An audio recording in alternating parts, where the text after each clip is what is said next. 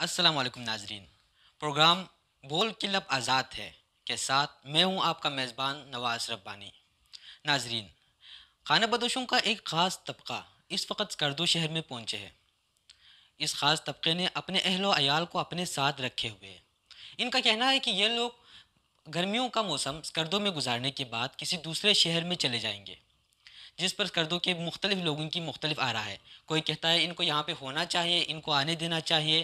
یہ ہمارے لیے ایک خوشائن بات ہے کہ ہمارے خطے میں لوگ باہر سے آ کر یہاں پہ اپنی رزق کما رہے ہیں. اور کچھ لوگوں کا کہنا ہے کہ یہ لوگ قبضہ مافیا ہو سکتے ہیں، یہاں پہ لوگ چیزوں پہ قبضہ کر سکتے ہیں، ان کو نہیں آنے دینا چاہیے. آج اسی موضوع پہ بحث کرنے کے لیے ہمارے ساتھ موجود ہے جناب علی رضا خان صاحب، اور ان کے ساتھ موجود ہے محمد اسلم شہیدی ساتھ ہمارے اسٹوڈیو میں. ہم آپ دونوں کو ہمارے پروگرام میں خوش آمدید کہتے ہیں. سب سے پہلے ہم چاہتے ہیں جناب علی رضا خان صاحب کے ساتھ. علی رضا، آپ بتائیں کہ آپ کی کیا رائے ہے کہ ان لوگوں کو یہاں پہ آنے دینا چاہیے یا نہیں آنے دینا چاہیے؟ سب سے پہلے میں نواز بھائی کا شکریہ ادا کرنا چاہتا ہوں کہ نواز بھائی نے مجھے موقع فراہم کیا کہ میں اس ٹاپک پہ گفتگو کروں، کیونکہ آج کل ہر جگہ یہی چل رہا ہے. کچھ لوگ کہہ رہے ہیں جو خانہ بدوش آئے ہیں ان کو ویلکم کرنا چاہیے کیونکہ وہ مہمان ہیں، اور خانہ بدوشوں کا بھی میں نے سنا ہے یہی کہنا ہے کہ وہ ایز اے گیسٹ آئے ہیں، مطلب وہ صرف گرمیاں یہاں گزارنا چاہتا ہے. لیکن میری رائے کے مطابق ایسا نہیں ہے، کیونکہ برطانیہ والے جب آئے تھے بر صغیر میں، وہ بھی کاروبار کی غرض سے آئے تھے، اور ان کا کہنا تھا کہ ہم یہاں صرف بزنس کی مقصد سے آئے ہیں اور یہاں پہ کوئی دوسرا مقصد نہیں ہے. لیکن وقت کے ساتھ یہ ثابت ہوا، وہ تاجر بن کے آئے اور تاجور بن گئے اور حکمرانی کی وہاں یہاں کے لوگوں پر، بر صغیر کے. اسی طرح علاقے کے لیے میں ایک تھریٹ سمجھتا ہوں، کیونکہ کوئی بھی بندہ جب دوسرے علاقے میں جاتا ہے ایک لیگل پروسیس ہوتا ہے، لیکن خانہ بدوشوں کے ساتھ ایسا نہیں ہے.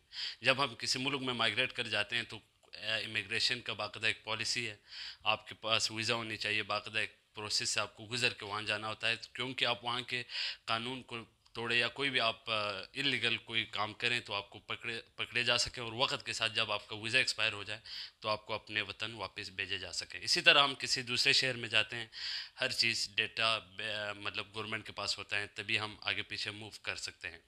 وداؤٹ ڈیٹا آگے پیچھے موو کرنا ریاست کے لیے، علاقے کے لیے، کسی بھی جگہ کے لیے خطرے سے خالی نہیں ہے. اور دوسری بات میں آپ لوگوں کو یہ بھی بتانا چاہتا ہوں کہ اگر گرمیوں کے لیے بھی آئے ہیں تو صحیح نہیں ہے، کیونکہ گلگت بلتستان کا علاقہ ایسا علاقہ ہے وہاں پہ عام طور پر زیادہ تر دیہاتوں پہ مشتمل ہے، اور لوگوں کے پاس مال مویشی سب کے پاس ہوتے ہیں، تو چراگاہیں آلریڈی ان کے لیے اپنے لیے کم پڑ رہے ہوتے ہیں، اور باہر سے لوگ یہ اپنے مال مویشی یہ ساری چیزیں لے کے آ کے وہاں پہ گرمیاں گزارے. اس سے آلریڈی وہاں کے لوگ ڈسٹرب ہو رہے ہیں، کیونکہ وہاں کے لوگ خود پروفیشنلی یہ چیزیں رکھتے ہیں، اور چراگاہیں ان کے لیے خود ہی کم پڑ رہے ہیں کیونکہ ان کے پاس بھی ایک کثیر تعداد میں مال مویشی ہے. تو میرے خیال سے اس پہ باقاعدہ انویسٹیگیشن ہونی چاہیے، ان کو واپس بیچنا چاہیے، کیونکہ ان میں اور بھی مطلب ان کے اور بھی مقاصد ہو سکتے ہیں. وہ وداؤٹ اینی پروف میں ڈائریکٹلی نہیں کہہ سکتا کہ یہ مقاصد کنفرم ہے، لیکن یہ پریڈکٹ ہم کر سکتے ہیں، کیونکہ اور بھی مقاصد اس کے پیچھے ہو سکتے ہیں جو کہ علاقے کے امن کو متاثر کر سکتے ہیں. تو میری یہی رائے ہے کہ ان کو واپس بیچ دیا جائے، اس سے پہلے کہ اس کے کچھ نقصان دہ نتائج سامنے آئیں. اسلم، ہم آپ کی طرف آنا چاہتے ہیں. علی رضا نے جو باتیں کی اس کا لب و لباب اگر ہم بنانا چاہیں تو یہ بن جاتا ہے کہ وہ کہنا چاہتے ہیں کہ دنیا کی تاریخ میں بہت سے ایسے واقعات ہیں جس میں قبضہ کرنے والے لوگ جو ہے کبھی تاجر بن کر آتے ہیں، کبھی مہاجر بن کر آتے ہیں، اور آنے کے بعد اس شہر میں چھوٹے چھوٹے کام کرتے ہیں، چھوٹے چھوٹے جگہوں پر رہنا شروع کرتے ہیں، اور دھیرے دھیرے اس شہر پر قبضہ کر جاتے ہیں. دھیرے دھیرے اس شہر پر قبضہ کر جاتے ہیں. آپ کی کیا رائے ہے اس پر؟ آپ کیا کہنا چاہتے ہیں؟ بسم اللہ الرحمن الرحیم. سلام عقیدت پیش ہے ناظرین کے پیش خدمت. اس کے بعد مشکور ہوں نواز ربانی صاحب آپ کا کہ آپ نے میرے ناقص رائے کو سامعین کے شاداب سماعتوں تک پہنچانے کا موقع دیا. اس سوال پر میں آپٹیمزم کا رول پلے کرنا چاہتا ہوں، اور اگر ہم لفظ خانہ بدوش پر بغور دقت کریں تو پھر ان کا پیشہ یہی ہے کہ وہ بے سر و سامانی کے عالم میں ایک خطے سے دوسرے خطے میں نقل و حمل کرتے رہتے ہیں. یہ قدرتی وسائل کی تلاش میں کبھی ملک کے مشرقی حصے میں پائے جاتے ہیں تو کبھی ملک کے مغربی حصے میں آپ ان کو دیکھا جا سکتا ہے. لیکن اس بار اگر قدرتی وسائل سے مالامال گلگت بلتستان کا رخ انہوں نے کیا ہے تو وہ صرف اور صرف میرے رائے کے مطابق موافق سیزن کو سوٹیبل سیزن کی تلاش میں وہ گلگت بلتستان میں پہنچ چکے ہیں۔ سامعین، ہم دیکھیں کہ دوسرے ملک کے دوسرے خطے میں بھی اگر وہ بآسانی جا سکتے ہیں، ان کے لیے کوئی ریسٹرکشنز نہیں ہے، تو کیوں ہم تنگ نظری کا مظاہرہ کر رہے ہیں؟ میں چاہتا ہوں کہ ہم بھی فراخ دلی کا مظاہرہ کرتے ہوئے انہیں ویلکم کریں، فراخ دلی سے ان کو اپنائیں، ان کو اپنے زندگی کے روزمرہ کارناموں کو انجام دینے کا موقع دیا جائے۔ علاوہ ازیں حزب مخالف نے خانہ بدوشوں کی بلتستان آمد کو ایسٹ انڈیا کمپنی کے انڈیا میں رائیول، ہندوستان میں رائیول سے تشبیہ دیا ہے۔ تو میں کہنا چاہتا ہوں کہ اس وقت جب سن 1680 میں ایسٹ انڈیا کمپنی کی ارائیول ہوئی بر صغیر پاک و ہند میں، اس وقت کوئی اکاؤنٹیبلٹی کا کوئی نظام تھا، نہ مانیٹرنگ کا کوئی خاص نظام تھا۔ وہاں مغل بادشاہ اپنے عیش پسندانہ کارروائیوں میں مصروف تھے اور ان کی ناچاکیوں کا فائدہ اٹھاتے ہوئے قابض ہو گئے ایسٹ انڈیا کمپنی بر صغیر کے بیشتر حصے پر۔ لیکن آج اگر ہم 21ویں صدی میں دیکھا جائے تو حکومتی خزانے سے کروڑوں روپے کی مالیت سیکیورٹی کے نام پر سیکیورٹی اداروں پر خرچ کیے جاتے ہیں۔ اگر ان خانہ بدوشوں کے پر کوئی سیکیورٹی ریسٹرکشنز یا ان پر الزامات ہوں گے تو ان کے اکاؤنٹیبلٹی کے لیے، ان کے جانچ پڑتال کے لیے ہمارے سیکیورٹی اداروں کے چاق و چوبند دستے گلگت بلتستان میں قائم ہیں۔ اگر وہ کسی بھی کرمنل ریکارڈز ان کے ہوں گے تو بلتستان پولیس اور بلتستان کی جو سیکیورٹی ایجنسی ہے، ان کے پاس ان کے ہر فعل کا ریکارڈ وہ اچیو کر سکتے ہیں۔ دوسرے اضلاع کے پولیس یا دوسرے صوبوں کی پولیس سے وہ مطلوبہ ریکارڈز حاصل کر سکتے ہیں۔ جی بالکل اسلم، آپ بالکل صحیح کہہ رہے ہیں۔ جس طرح ہمارے طلبہ، ہمارے اسٹوڈنٹس، ہمارے لوگ پاکستان کے دوسرے جگہوں پر جا کر رہ سکتے ہیں، تو پاکستان کے دوسرے شہروں سے لوگ یہاں پر آ کر کیوں نہیں رہ سکتے؟ اسلم شگری نے اس موضوع پر بہترین دلائل پیش کیا ہے۔ علی رضا، آپ اس پر کوئی رسپانس کرنا چاہتے ہیں؟ جی بالکل، میں اس پہ رسپانس دینا چاہتا ہوں۔ اسلم بھائی کے کمنٹس کو میں نے سنا، آپ لوگوں نے بھی سنا، تو اس میں دو چیزیں میں نے مینشن کیا تھا۔ اس نے ٹوٹلی ایک جو ہے چیز کو لے کے اس پہ زیادہ فوکس کیا اور دوسری چیز کو انہوں نے ڈسکس ہی نہیں کیا۔ ایک تو میں نے کہا تھا کوئی قومیں ہجرت کر کے کسی جگہ پہ چلی جاتی ہیں تو وہاں پہ ان کے دوسرے مقاصد بھی ہو سکتے ہیں۔ مثلاً میں نے جو انگلینڈ والوں کا میں نے مثال دی تھی، وہ اس نے صرف اسی ٹاپک کو مینشن کیا۔